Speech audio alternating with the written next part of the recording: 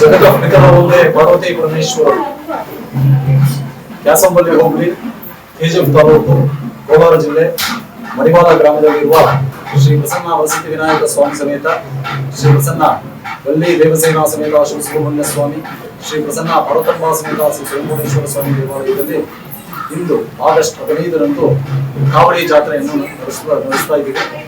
ವಿಶೇಷತೆ ಏನಪ್ಪಾ ಅಂತಂದ್ರೆ ಈ ದೇವಸ್ಥಾನದಲ್ಲಿ ಚೌರು ಪ್ರತಿಷ್ಠಾಪನೆ ಮಾಡಿರುವಂತಹ ದೇವಸ್ಥಾನ.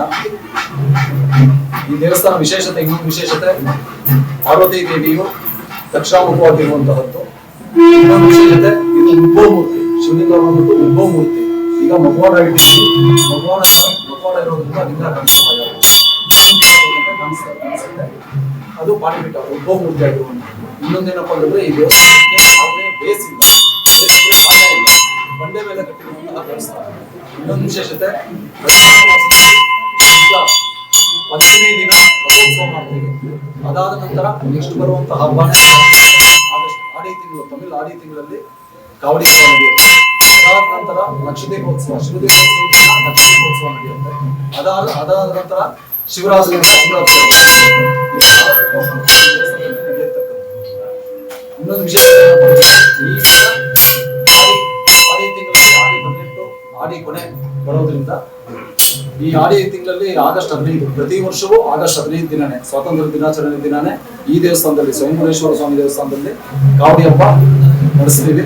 ಕಲ್ಗುಂಡಿಯಲ್ಲಿ ಅದು ಕಾವಡಿ ಆದಷ್ಟು ಹೆಚ್ಚಿನ ಸಂಖ್ಯೆಯಲ್ಲಿ ಕಾವಡಿ ಬರುತ್ತೆ. ಅದು ಮೀರಿ ಹೆಚ್ಚಿನ ಸಂಖ್ಯೆಯಲ್ಲಿ ವೇಳ ಹಾಕೊಂತಾರೆ, ಅದು ಮೀರಿ ಕಲ್ಗುಂಡು ಎಳಿತಾರೆ. ಅದನ್ನ ವಿಶೇಷವಾಗಿ ಸ್ವಾಮಿಗೆ ಅರಿಕೆಯನ್ನು ಸಲ್ಲಿಸಿ ಹೋಗ್ತಾರೆ ಜನರಿಗೆ. ಈ ದೇವಸ್ಥಾನ ಎಷ್ಟು ಹಳೆ ದೇವಸ್ಥಾನ ಅಂತ 2000 ವರ್ಷದ ಇತಿಹಾಸ ಇದೆ ಸರ್. ಇದನ್ನ ಕಟ್ಟಿದ ಯಾರೋ ದೇವಸ್ಥಾನ ಬಿಫೋರ್ ಚೌಲಾಸ್ ಅನ್ನೋದು ಇಳವಂಚಿ ರಾಜ ಅಂತ ಒಂದು ಹೆಸರು ಸಿಕ್ಕಿದೆ ಅಷ್ಟೇ.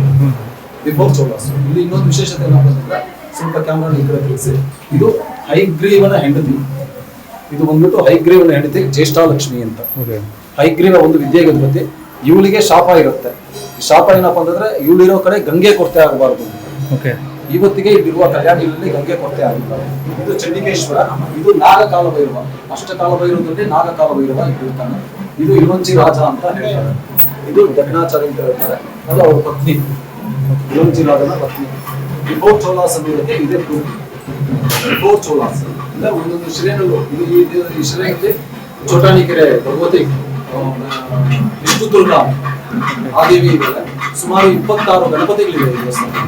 ನರಸಿಂಹಸ್ವಾಮಿ ಇದ್ದಾನೆ, ವೆಂಕಟರಮಣ ಸ್ವಾಮಿ ಇದ್ದಾನೆ, ಶ್ರೀಕೃಷ್ಣ ಇದ್ದಾನೆ, ಆಂಜನೇಯ ಇದ್ದಾರೆ, ದಾಕ್ಷಾಯಿಣಿ. ವಿಶೇಷ ಏನಪ್ಪಾ ಅಂದ್ರೆ ದಾಕ್ಷಾಯಿಣಿ ಸಮೇತ ಶಿವ ಇದ್ದಾನೆ. ಇನ್ನೊಂದು ವಿಶೇಷತೆ ಏನಪ್ಪಾ ಅಂತಂದ್ರೆ, ಸೋಮಸ್ಕಂದ ಮೂರ್ತಿ ಅಂದ್ರೆ ಶಿವ ಮತ್ತೆ ಪಾರ್ವತಿ ಮಧ್ಯದಲ್ಲಿ ಸುಬ್ರಹ್ಮಣ್ಯ ಸ್ವಾಮಿ ಇರುವಂತಹ, ಅದು ಸೋಮಸ್ಕಂದ ಮೂರ್ತಿ ಅಂತ.